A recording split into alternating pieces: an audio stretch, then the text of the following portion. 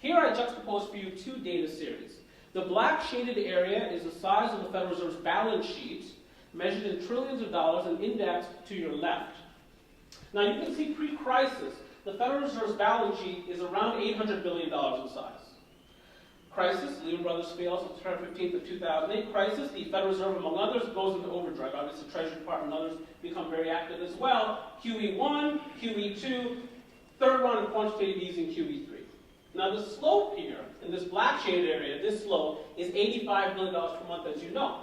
Because the Federal Reserve has been, up until very recently, accumulating $45 billion each month in U.S. Treasuries and $40 billion each month in collateralized mortgage-backed securities, $85 billion in purchases per month. So 85 billion times 12 is roughly $1 trillion per year in asset accumulation, so that the Federal Reserve's balance sheet has gone from roughly $800 billion pre-crisis to around $4 trillion today. The orange-colored line here is the S&P 500, which I'm using for these purposes as a proxy for U.S. equity market performance. Notice the strong correlation between the S&P 500 and the Federal Reserve's asset purchasing programs. In other words, the Federal Reserve is doing what? They're adding liquidity to the economy.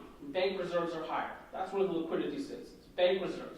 Lots of liquidity in the economy. That liquidity ends up in various places in the economy, various places, but one of those places could be the stock market. Notice last summer when the Federal Reserve began talking about tapering, the stock market did not like it because it loves these injections of liquidity. Take that away, the stock market doesn't feel quite so good about things. Now, one of the things you'll hear from financial advisors is, yes, there is there is this correlation. Undoubtedly, Federal Reserve policy has probably helped the stock market, but it's not the only factor at work. The other factor at work, major factor, is U.S. corporate performance. And earnings performance actually has been quite good. You hear different things on CNBC and Bloomberg, about earnings performance and guidance and so on and so forth. And it's absolutely true. A lot of companies have been providing negative guidance recently. In other words, you analyst community think that we're going to do this. We're suggesting to you that we may not be as good as you think. That's true. But if you look at historic performance to date, here I show you some samples of third quarter earnings data for a set group of companies that I follow every quarter. Generally speaking, performance has been pretty good. So let me walk you through this a little bit. This company is Freeport-McMoRan. It's a mining company. FCX is its ticker symbol. So the analyst community that follows this company was predicting that in the third quarter that company would generate 62 cents earnings per share, that management team and the broader company generated 79 cents earnings per share, so the cost of surprise was 17 cents per share. VFC, you may have heard of VF Corporation, but you've definitely heard of its brands, Lee, Wrangler, Nautica, Timberland. It's an apparel manufacturer, a very prominent one with great brands. They surprised the upside by 13 cents. That's that consumer discretionary category. BTU is Peabody Energy. Microsoft, COF is Capital One Financial. DD. Sir, if I say to you, and here we are in Florida near the beach, double D's, what are you thinking on this fine? Oh, Dunkin' Donuts, I see that now. But I see that in your eyes. But no, in fact, sir, DD does not stand for that. It stands for DuPont. And notice now you can see a story emerging from this column of data. So industrials like Freeport-McMoRan, Peabody Energy, DuPont, 3M, Texas Instruments, Applied Micro Devices, all surprising to the upside. And that's been one of the strongest aspects of U.S. economic recovery. It's been in industrial production. I'm not suggesting to anyone here that the economic recovery has been a brisk one, but to the extent that we've made progress, and there has been progress on certain dimensions, one of the strongest elements has been industrial production. More on that in a moment. Now let's turn to the macroeconomy. This map comes from Moody's Economy.com, or Moody's Analytics, the consulting firm out of the Philadelphia metropolitan area. Mark Zandi there, the principal economist that's best known out of that shop, often on CNBC and elsewhere. This map provides us with a bit of a hierarchy of performance across the 50 U.S. states. So 4 years ago, 4.5 years ago roughly, all 50 states were in recession. As of May of 2009, all 50 states were in recession, meaning that for purposes of this map, all 50 states would have been in recession. Today, no state economy is in recession. Now, there is one state that's deemed by Moody's to be at risk of recession. That's right here. I'm from Maryland. Our neighbor to the east is Delaware. Delaware is deemed by Moody's Analytics to be at risk of recession. Now, Delaware is known as the first state because they were the first state in the Union to ratify the Constitution. It's basically been downhill for them ever since. During this most recent cycle, they lost 2 auto manufacturing plants, including a major Chrysler plant in Newark. And then when MBNA was acquired by Bank of America several years ago, this led to a lot of consolidation within its consumer finances sector. So Delaware's economy, at least judged by Moody's Economy.com, is a bit wobbly. When I look at the data, I don't see much that's too much that's problematic. But in any case, this is Moody's Economy.com's map. The states in blue, including Florida, my own state of Maryland, these are states in recovery. That means that these states are still racing to try to get back to where they had been pre-recession, along multiple dimensions: gross state product, employment, unemployment, so on and so forth. We'll talk about the contours of Florida's recovery in a moment. Certainly things have gotten much, much better recently. And then the states in green, there are 7 of them: Alaska, Texas, Oklahoma, Utah, Nebraska, South Dakota, North Dakota. These states are deemed to be in expansion, meaning these state economies have never been bigger. They have more than recovered. And notice what do they all have in common? They're all west of the Mississippi, and they're all natural resource intensive. And this sort of dominance in performance by the natural resource intensive states will continue. A lot of this relates to oil production, for instance. And the hottest state economy in the country by far is right here, that's North Dakota. Now, if you're familiar with North Dakota, you are unusual. But you would know that its largest town is Fargo. It's right around there. If you go north along the Minnesota border, you get toward Grand Forks. The state's capital, one of its 3 largest cities, is Bismarck. It's right around here. And then the state's 4th largest community is a town called Minot, North Dakota. The Chamber of Commerce located there being why not, Minot, and if you've ever been there, many reasons, but it's right around there. And then you go 100 miles west of there, you'll get toward Williston, North Dakota. Now, Williston has a distinction of being the fastest growing small city in America. There are many small cities, thousands of them across this land, thousands just in Florida. Williston is the fastest growing of all of them, and that's because of that Bakken Shale formation. It's an oil-producing shale formation, and North Dakota is booming. This will continue.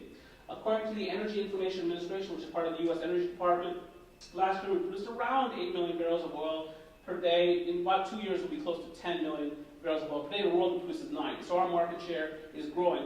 According to the International Energy Agency, we're already basically self-reliant to natural gas. By the year 2035, we'll be energy self-reliant overall, meaning we'll produce as much energy as we consume as a people. You can imagine what impact this will have geopolitically and otherwise. Job creation, so on and so forth, energy prices, consumer spending power, but also what it means for the geography of growth, as the growth will continue to be concentrated disproportionately in those states that play a major role in the natural resources sector of the U.S. economy. More on this as we go through the data.